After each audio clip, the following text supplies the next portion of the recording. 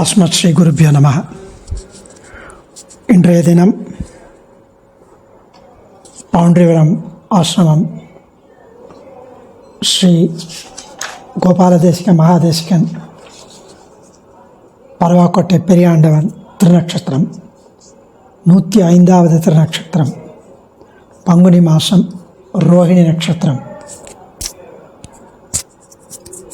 அவருடைய அந்த சுவாமி அஸ்மத் ஆச்சாரியன் அவரின் வைபவத்தை இன்றைக்கி நாம் சற்றே பருகுவோம். ஸ்ரீவாசரங்க பரகால முனித்ரயாப்த லக்ஷ்மாத்ம ரக்ஷண யுகாகமாந்தம் ஆச்சாரிய பக்தி பரிபூத மலர்கசீலம் கோபாலதேசிக முனிம் குருமாஸ்ரயாம. 2 ஸ்ரீனிவாச மகாதேசிகன்களுடன் பழக்கம். ஒரு ஸ்ரீனிவாச மகாதேசிகன் ஸ்ரீ பவுண்டரிபுரம் ஆண்டவன் சொல்லப்படுகிற ஸ்ரீமத் ஸ்ரீனிவாச மகாதேசிகன், அவரிடம் பஞ்சசம்ஸ்காரம், அவரிடம் பிரபத்தி ஆயிற்று. லக்ஷ்ம ஆத்ம ரக்ஷணங்கள் ரெண்டும் அவர்கிட்ட. ஸ்ரீ விண்ணாத்தங்கரை ஆண்டவன் ஸ்ரீ ஸ்ரீனிவாச மகாதேசிகன், இன்னொரு ஸ்ரீனிவாச மகாதேசிகன், அவரிடமிருந்து பிரேக்ஷ மந்திர உபதேசம், அதாவது துறவரம் பெறுவதற்கு முன்னாடி செய்து கொள்ள வேண்டிய உபதேசம். இது ஒரு துறவிதான் செய்து வைக்க வேண்டும் என்பது நியதி. அது இல்லாமல் ரங்க பரகால முனி ஸ்ரீ அபிநவ ரங்கநாத பிரம்மதந்திர பரகால மகாதேசிகன், 33ஆம் பட்டம் ஜிஆர், பரகால மட ஜிஆர் ஸ்ரீ அபிநவ ரங்கநாத பிரம்மதந்திர பரகால மகாதேசிகன், அவரிடம் கிரந்த சதுஷ்டிய காலக்ஷேபம், ரங்க பரகால ஆப்த யுகாகமாந்தம், கிரந்த சதுஷ்டிய காலக்ஷேபம் ஆயிற்று. 5 வருஷம் சுவாமி அவரிடம் காலக்ஷேபம் பண்ணார். நிறைந்த அறிவு பெற்றவரான நம் சுவாமி ஆச்சாரிய பக்தியினால் மேலும் சிறந்து விளங்குகின்றார். அப்பழுக்கில்லாத குற்றமில்லாத ஒழுக்கம். இப்படிப்பட்ட ஸ்ரீமத் கோபாலதேசிக மகாதேசிகனான அஸ்மத் ஆச்சாரியனை சரணமடைகிறோம் என்பது இந்த தனியனோட அர்த்தம். அதுவும் சுவாமி தேசிகன் அமிர்தஸ்வாதினியில் கழியாத கருவினையில் படிந்த நம்மை காலமிது என்று ஒரு கால் காவல் செய்து பழியாத நல்வினையில் படிந்தார் தாளில் பணிவித்து பாசங்கள் அடைய நீக்கி சுழியாத செவ்வழியில் துணைவரோடே தொலையாத பேரின்பம் தரமேலேற்றி அழியாத அருளாழிப் பெருமான் செய்யும் அந்தமிலா உதவியெல்லாம் அளப்பாராரே. அழியாத அருளாழிப் பெருமான் செய்யும் அந்தமிலா உதவியெல்லாம் அளப்பாராரே. பெருமாள் இவ்வளவு உபகாரங்கள் பண்ணுறார். அதுவும் தொடர்ந்து பாவங்களையே செய்து வரும் நம் விஷயத்தில் அவிச்சின்னமாக அன்இன்டரப்டடாக ஆச்சாரிய பரம்பரையை தந்து அருளுதல் முதலான உபகாரங்கள் எம்பெருமான் செய்து அருளுகிறான். இந்த உபகாரங்கள் அனைத்தையும் யார் அளவிட முடியும்? யாருமே முடியாது. இந்த சம்சார கடலில் நாம் எவ்வளவு பிராயச்சித்தங்கள் செய்தாலும் நீங்காத மிக கொடிய அசஹ்யாபச்சார பாவங்களை செய்துள்ளோம், தெரிந்தே செய்து வருகிறோம். இதிலிருந்து நம்மை காப்பதற்கு ஏற்ற காலத்தை எது எது என்று சதா சர்வகாலம் பெருமாள் ஸ்ரீமன் நாராயணன் சிந்தித்த வண்ணம் இருக்கிறான். அப்படி நாம் நம்மை அறியாமல் எப்பவோ தெரியாமல் செய்த சில நற்காரியங்கள் பலித்திடும் காலம் வந்ததும் பாவங்கள் புரிந்த நம்மை காப்பாற்றுவதற்காக ரட்சிப்பதற்காக எம்பெருமான் திருவுள்ளம் பற்றி அப்போதும் அவன் நேர வந்து நம்மை காப்பாற்றுவதில்லை. ஆச்சாரியர்கள் திருவடிகளில் நம்மை பணியும்படி செய்வித்து ஒரு சதாச்சாரியனை நம் பக்கலிலே தடுத்தாட்கொண்டு நம்மை சரணாகதி செய்யும்படி தூண்டி நமக்கு மோட்ச சாம்ராஜ்யத்தை அருளுகிறான். இப்படி இவ்வளவு உபகாரங்கள் அனைத்தையும் அளவிட வல்லவர் யார்? பகவானிடத்தில் ஆச்சாரியர்களிடத்தில் பக்தி இருப்பவர்கள் தினசரி அனுசந்திக்க வேண்டிய உத்தமமான பாசுரம் இது. நம் ராமானுஜ சம்பிரதாயத்தில், சுவாமி தேசிகன் சம்பிரதாயத்தில் பல ஆச்சாரிய பரம்பரைகள் சிஷ்ய வர்க்கத்தினரின் நன்மைக்காக மேம்பாட்டிற்காக பாடுபட்டு வருவது கண்கூடு. இத்தகைய ஆச்சாரிய பரம்பரையில் ஸ்ரீமத் ஆண்டவன் ஸ்ரீ பவுண்டரிபுரம் சுவாமி ஆசிரமமும் மிக பிரசித்தி பெற்ற சுவாமிகள் இந்த ஆசிரமத்தில் ஆச்சாரியர்களாக எழுந்தருளியிருந்து சிஷ்யர்களின் நன்மைக்காக பாடுபட்டுள்ளார்கள். இந்த சுவாமிக்கு அப்புறம் ஸ்ரீ ரகுவீர மகாதேசிகன், பெருகிருத பிராகிருதம் ஸ்ரீ பரவாக்கோட்டை சின்னாண்டவன், இப்படி அவர்கள் சிஷ்யர்களின் நன்மைக்காக உஜ்ஜீவிப்பதற்காக பாடுபட்டு வருகிறார்கள். திருமந்திரம், துவயம், சர்மஸ்லோகம் ஆகிய 3 மந்திரங்களையும் உபதேசம் பெற்றவனே பாக்கியசாலி. அவனுக்கு சமமானவன் இந்த உலகத்தில் யாருமே கிடையாது. இந்த 3 மந்திரங்களையும் நமக்கு உபதேசம் செய்வதற்காகவே ஆச்சாரியர்களை இந்த பூமியில் அவதரிக்க வைக்கிறான் எம்பெருமான். இதையே சுவாமி தேசிகனும் அதிகார சங்கிரகத்தில் தெரிவிக்கிறார். 8 அறியாத எம்மை இவை அறிவித்து எட்ட ஒண்ணாத இடம் தரும் எங்களம் மாதவனார் முட்ட வினைத்திரள் மாள முயன்றிடும் அஞ்சல் என்றார். கட்டெழில் வாசகத்தால் கலங்கா நிலை பெற்றனமே. இவ்வளவு ஆச்சரியமான பாசுரம். ஸோ எம்பெருமான் திருவுள்ளம் உவக்கும் வண்ணம் ஸ்ரீ பவுண்டரிபுரம் சுவாமி ஆசிரமத்தை அலங்கரித்து வந்த பரவாக்கோட்டை ஸ்ரீமத் பெரியாண்டவன் தம்மை நாடி வரும் சிஷ்யர்களுக்கு, அன்பர்களுக்கு பஞ்சசம்ஸ்காரம், சரணாகதி இவைகளை செஞ்சு வச்சு அவர்கள் வர்ணாசிரம தர்மங்களிலிருந்து விலகிவிடாமல் இருக்கவும் உபதேசித்து சந்தியாவந்தனத்தின் அவசியத்தை எடுத்து கூறி திரிகால சந்தியாவந்தனம் செய்வேன் என்று உறுதிமொழியை பெற்ற பிறகே பஞ்சசம்ஸ்காரம் செய்வார். அது விசேஷமானது. அந்த சுவாமி வைபவம் ரொம்ப ஆச்சரியமான விஷயம். அதாவது சுவாமி ஒரு முறை அவர் தனது 8வது வயதில் பஞ்சசம்ஸ்காரம் நடைபெற்ற சமயம், நம் சுவாமி அவருடைய 8வது வயசில், அப்போ ஸ்ரீமத் ஆண்டவன் சுவாமிகள் இந்த சுவாமியின் தேஜஸை கண்டு பிற்காலத்தில் இவர் பலருக்கு பஞ்சசம்ஸ்காரம் செய்து வைக்கப் போகிறார் என்று சரியாக கணித்தார். தன்னுடைய 24 வயதில் நம் சுவாமி தனது தகப்பனாரின் கட்டளையின்படி மைசூர் பரகால மடத்திற்கு சென்று 33ஆம் பட்டம் ஜீயரை வணங்கி எழுந்த சமயம். அப்போ தான் சமீபத்தில் சுவாமிக்கு திருமணம் முடிந்திருந்தது. அவரது முக தேஜஸை பார்த்த ஜீயர் சுவாமியை பார்த்து, உனக்கு இன்னொரு ஆசிரமம் இருக்கிறது, தக்க சமயத்தில் அதை உதாசீனப்படுத்தாமல் ஏற்றுக்கொள்ள வேண்டும் என்று சொன்னாராம். ஆக இந்த 2 சுவாமிகளும் அன்னிக்கே சுவாமிகள் பிற்காலத்தில் துறவர ஆசிரமம் மேற்கொள்வார் என்று சரியாக கணித்துள்ளார் என்பது புலனாகிறது. இந்த சுவாமி அவருடைய வைபவமும் பெருமையும் அத்தியாச்சரியம். சுவாமிகள் நம் சுவாமி புதுக்கோட்டை மாவட்டத்தில் கீரனூரில் பள்ளி ஆசிரியராய் வேலை பண்ணிட்டு இருந்த சமயம். அப்போது பிரபல கர்நாடக இசை வல்லுனர் குன்னக்குடி வைத்தியநாதன் அவருடைய அண்ணா கணபதி சுப்பிரமணியன், அந்த குன்னக்குடி வைத்தியநாதனுடைய அண்ணா கணபதி சுப்பிரமணியன் நம் சுவாமிகளோடு நண்பராக இருந்தார். அந்த கிராமத்திலேயே அந்த ஊர்லேயே இருந்திருக்கலாம். தினமும் சுவாமியின் வீட்டு திண்ணையில் ஒரு அரை மணி அளவலாவிட்டு போவாராம். அவர்களுக்கிடையே அப்படி ஒரு நட்பு. ஒரு நாள் கணபதி சுப்பிரமணியத்திற்கு உடல்நிலை மிகவும் மோசமாகி டாக்டர்கள்லாம் கை விரிச்சிட்டார். பழைச்சு நான் விடியல் கால பழைச்சா அபூர்வம் அப்படின்ட்டான். நேரம் குறித்தாகிவிட்டது, எல்லாருக்கும் சொல்லி அனுப்பிச்சிடுங்கன்னு சொல்லிட்டான். இந்த விஷயம் நம் சுவாமிக்கு எட்டியது. அப்போது சுவாமி திருவாராதனம் பண்ணிட்டு இருந்தாராம். 3 நாட்கள் அன்னிலேருந்து தினமும் திருவாராதனம் முடிந்து தீர்த்த பிரசாதத்தையும் துளசியையும் நம்முடைய கணபதி சுப்பிரமணியம் அவருக்கு அனுப்புவாராம். அவள் வீட்டுக்கு 3 நாட்கள் அனுப்பி தீர்த்த பிரசாதத்தை சாப்பிட்ட கணபதி சுப்பிரமணியன் எழுந்து உட்கார்ந்துட்டார். 2ஆம் நாள் பிரசாதத்தை சாப்பிட்டார் அவர். 3ஆம் நாள் தானே நேரில் பிரசாதத்தை சுவாமியோட திருமாளிகையிலிருந்து பெற்றுக்கொண்டார். இதன் மூலம் சுவாமியின் பெருமை எங்கும் பரவியது. அது இல்லாமல் சுவாமி அவருடைய ஆசிரமத்தில் எழுந்தருளியிருந்த போது சுவாமி ஸ்ரீ லக்ஷ்மி ஹயக்ரீவர் உபாசகர். ஹயக்ரீவர் கண்கண்ட தெய்வம் சுவாமிக்கு. திருக்குடந்தை தேசிகன் வம்சாவளியினர் அவர்கள் ஆராதனை செய்து வந்த ஹயக்ரீவர் விக்கிரகத்தை பவுண்டரிவனம் ஆசிரமத்திற்கு சொந்தமான ஸ்ரீ தேசிகன் சன்னதியில் கீழே உத்தரவேதியில் இருக்க அந்த தேசிகன் சன்னதியில் பிரதிஷ்டை செய்துள்ளனர்.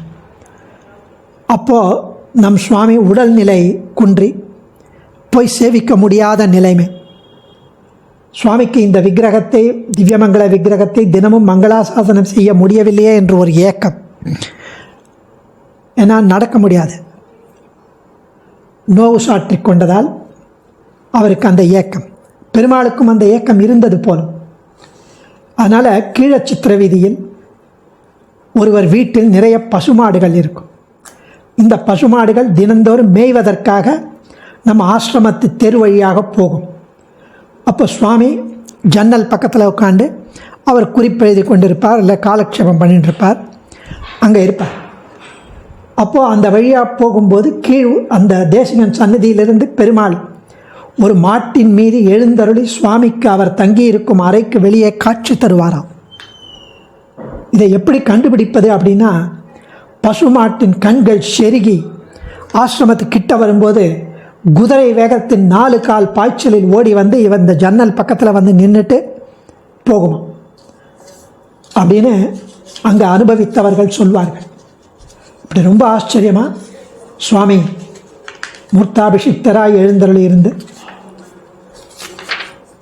2011 சுவாமி நவம்பர் மாதம் 12ஆம் தேதி சுவாமி திருநாடு அலங்கரித்தார்.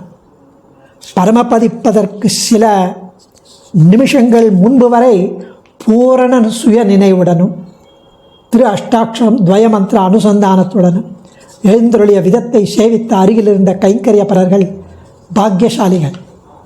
2 நாள் முன்னாடி கூட அடியேன் ஸ்ரீரங்கம் போயிருந்த போது சுவாமியை சேவிச்சுட்டு இன்றைக்கி ராத்திரி சிங்கப்பூர் போகிறேன் அப்படின்னு தெரிவித்ததும் சுவாமி சொன்னார், அடுத்த தடவை இருக்க மாட்டேன் அப்படின்னார். 2 நாளில் சுவாமி பரமபதித்தார்.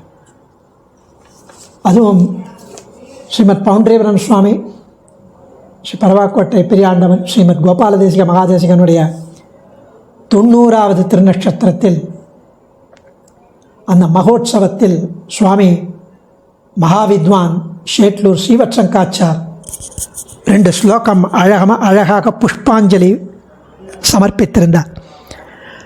அது மலரில் வந்தது. அது அடியேன் இங்கு சமர்ப்பிக்க அடியேனுக்கு ஒரு பாக்கியம். யதாசக்தி அது அந்த அர்த்தத்தை தெரிவிக்கிறேன். ஸ்ரீமத் கோபால சூரேகே ஸ்ருதி பகுமகிதம் சம்பிரதாயம் யதாவத் காலேப்யஸ்மின் கராலே கிருத்தயுக மகனீ ஆர்யமார்க்க அனுசாராத் ஸ்வானுஷ்டானேன யதி ஆசிரம மகித மகாதர்ம சஞ்சீவனோத்கான் ஸ்ரீமத் கோபால சூர்யாஹ்வய யதி நிருபதீன் சம்ஸ்ரயே பக்தி பூம்னா. ஸ்ரீமத் கோபால சூரேகே ஸ்ரீ திருக்குடந்தை தேசிகன் என்று பிரசித்தரான ஸ்ரீ கோபாலாரிய மகாதேசிகன் ஸ்ரீ பகவத் பாஷ்யக்காரரால் ஸ்தாபிக்கப்பட்டு ஸ்ரீமத் வேதாந்த தேசிகனால் பிரதிஷ்டாபனம் செய்யப்பட்ட நிலைநிறுத்தப்பட்ட அந்த தர்சனத்தை பேணி காத்து மேன்மேலும் வர்த்ததாம் அபிவர்த்ததாம் என்று வளர்ந்து வரும் சம்பிரதாய கிளைகள் முக்கியமாக 2: முனித்ரயம், ஸ்ரீ அகோபில மடம். அவற்றுள் முனித்ரய சம்பிரதாயம் என்பது ஸ்ரீமத் நாதமுனி, ஸ்ரீமத் ஞாமுனமுனி, ஸ்ரீமத் ராமானுஜமுனி என்று 3 யதிஸ்ரேஷ்டர்களின் வழியாக வந்து ஸ்ரீ கோபாலதேசிகன் என்ற ஆச்சாரியரால் பிரவர்த்திக்கப்பட்டது. அதனால்தான் இவரை முனித்ரய சம்பிரதாய கூட்டஸ்தர் என்பர். ஸ்ருதி பகுமகிதம் சம்பிரதாயம் மிகவும் சிறந்ததாக வேதத்திலேயே மதிக்கப்பட்ட மார்க்கம்.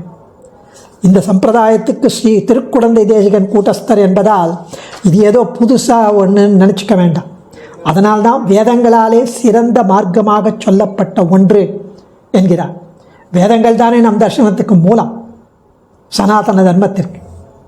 யதாவத் மாற்றம் ஏதும் இல்லாமல் உள்ளபடி சாஸ்திர வேத ஸ்ருதி வாக்கியத்தின்படி மிக பழமையானது நாளடைவில் மாற்றம் அடைவது உண்டல்லவா? அதுபோல இந்த சம்பிரதாயத்துக்கு மாறுபாடு அழிந்திருக்குமே என்ற சந்தேகத்தை போக்குவதற்காக யதாவத் மாற்றம் ஏதுமில்லாமல் அப்படியே வந்துள்ளது. அவிச்சின்னமாக, இடையூறு இல்லாமல், எந்த விதமான மாறுபாடு இல்லாமல். காலேப்யஸ்மின் கராலே காலேபி அஸ்மின் கராலே, நல்லவைகளை மாற்றும் தன்மை கொண்ட இந்த கலிகாலத்திலும் மாற்றமடைவதற்கு வாய்ப்பு உண்டு என்று ஏன் நினைக்க வேண்டும் என்ற சந்தேகத்திற்கு இங்கு பதில் சொல்கிறார். இது கலியுகம், தர்மங்கள் குறைந்து கொண்டே வருவது கால நியதி, கலியுக விஷயம். ஆனால் அது இல்லை.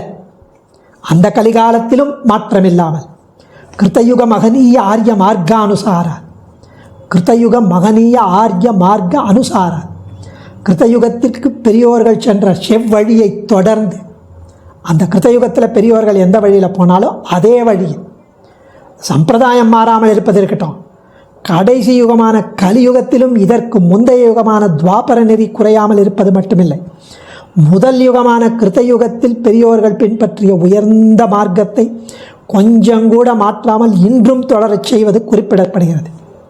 ஸ்வ அனுஷ்டான.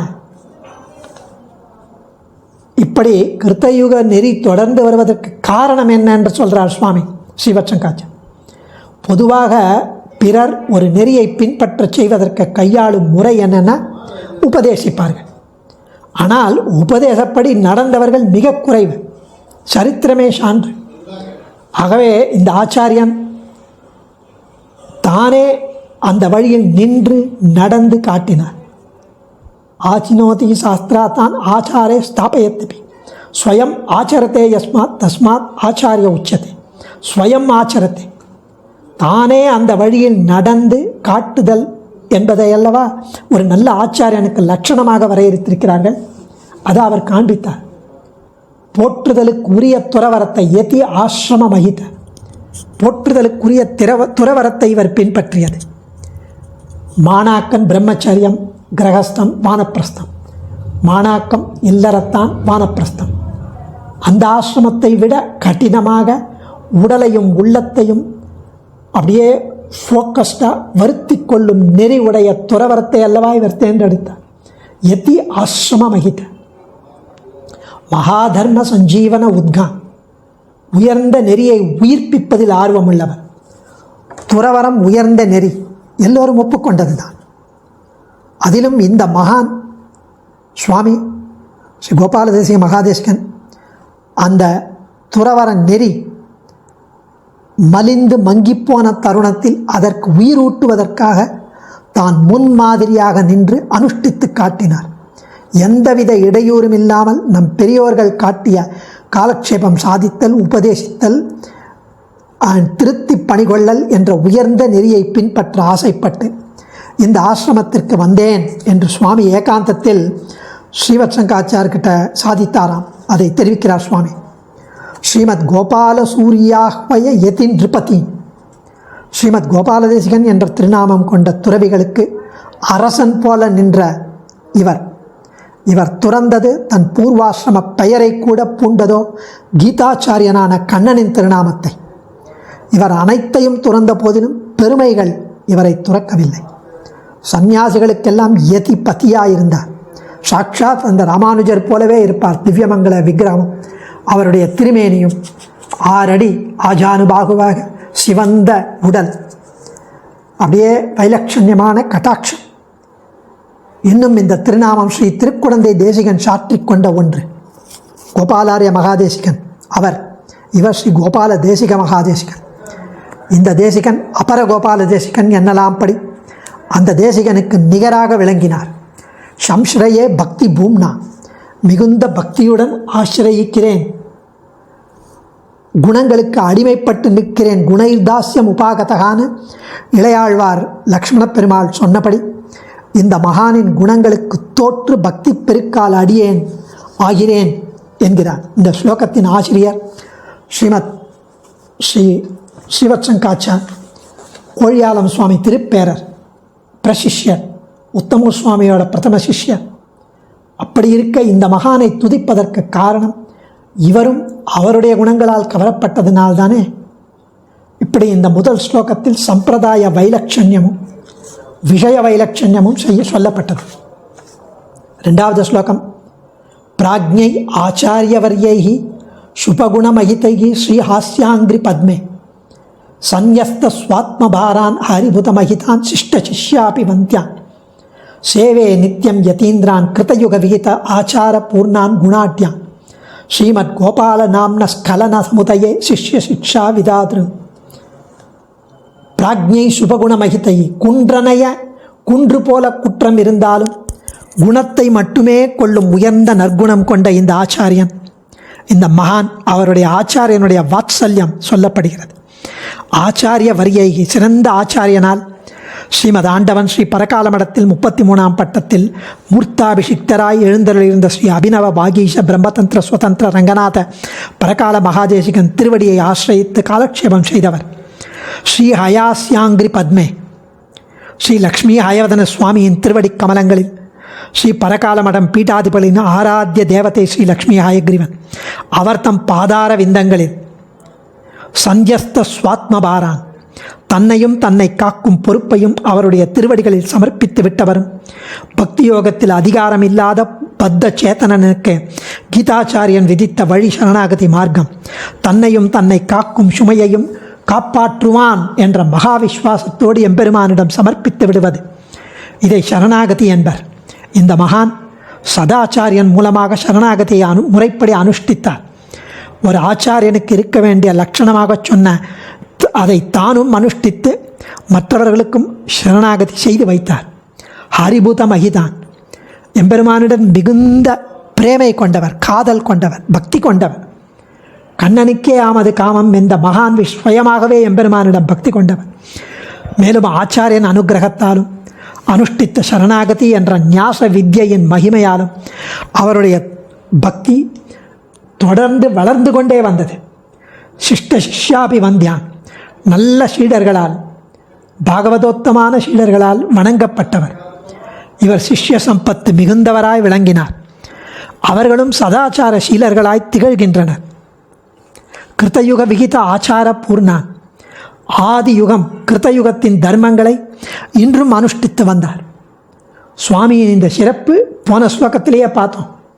ஸ்ரீ சக்கரவர்த்தி திருமகனை பற்றி சுவாமி தேசிகன் தெரிவிக்கும் போது மகாவீர வைபவம் ரகுவீர கத்தியத்தில் திரேதாயுக பிரவர்த்தித கார்த்தயுக விற்த்தாந்தா, திரேதாயுகத்திலும் கிருத்தயுக தர்மங்களை நடத்தி வந்தவர் ராமன் என்று புகழ்கிறார் வேதாந்த தேசிகன்.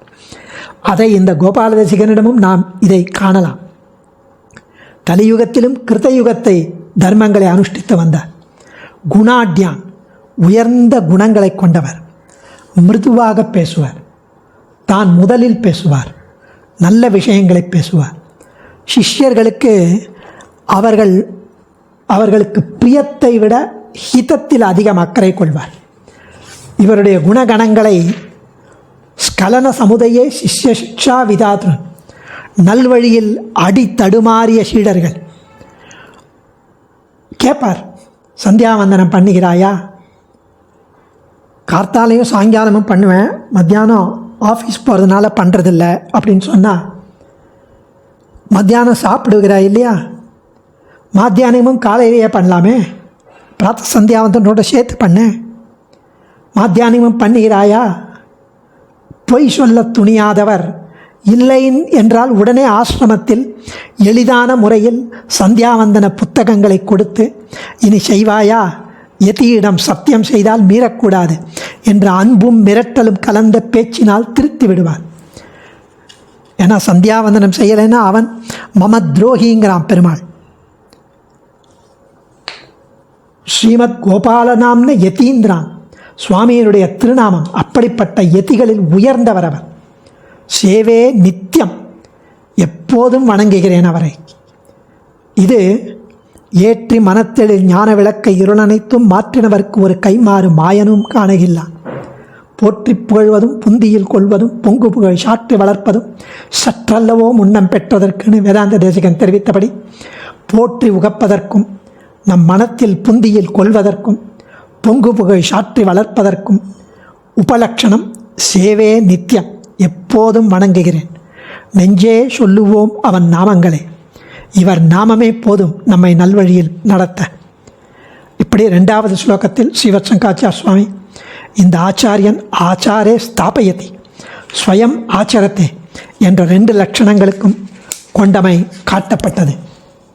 இப்படி இந்த ஆசிரமத்தில் ரொம்ப ஆச்சரியமாக எழுந்துள்ளிருந்த ஸ்ரீ கோபால தேசிகன் மகாதேசிகன் பெரியாண்டவன் ஸ்ரீமத் பரவாக்கோட்டை பெரியாண்டவனை மறவாது வாழ்த்துவோம் நெஞ்சே. அடியேன் தன்யோஸ்மி. ஆச்சாரியன் திருவடிகளே சரணம். கவிதார்க்கிக சிம்ஹாய கல்யாண குணசாலினே ஸ்ரீமதே வெங்கடேஷாய வேதாந்த குரவே நமः. ஸ்ரீமதே கோபாலதேசிக மகாதேசிகாய நமः.